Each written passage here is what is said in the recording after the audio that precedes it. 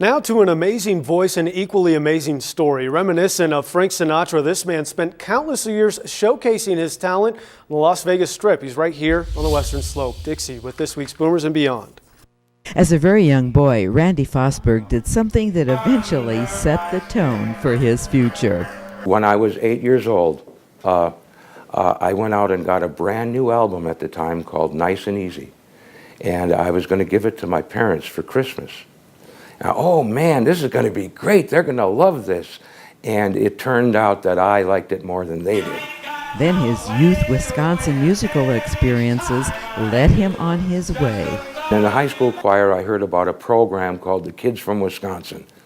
And there they picked 30 singer-dancers and a 30-piece band from the entire state of Wisconsin to represent the Wisconsin Exposition Center. Life was busy in the entertainment business. It hooked me. It hooked me. That's what I wanted to do.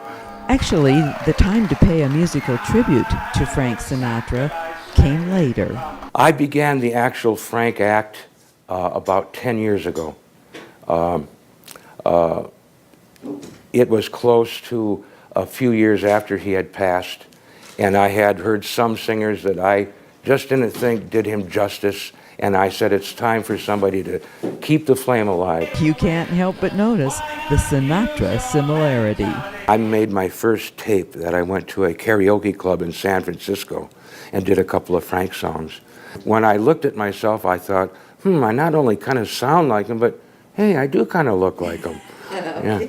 Next a CD in LA and a Rat Pack trip? I actually took the plane to Singapore, and then we went on to Perth, Australia, and I did a Rat Pack tour with a Sammy Davis Jr.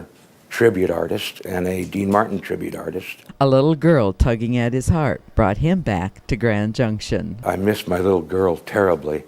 And sometimes when you're dealing with club owners in Vegas and you're missing your little girl, you're wondering, why am I sitting here talking to this guy when I could be with her? And now you just might catch his act while he's here. I do a gig down at the DoubleTree Hotel, and I've been there a couple of months now, and my next date is March 16th. The life of an entertainer can be really challenging. But would he do it any different? I'm not financially rich. I'm not famous, worldwide famous or anything like that. But when I look at my family, when I look at some of the show business experiences that I've had, I consider myself truly rich.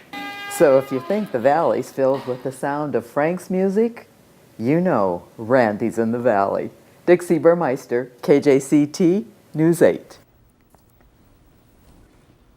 And his next performance is at the DoubleTree. It takes place Friday, March 16th with shows at 7:30 and 9 o'clock at night.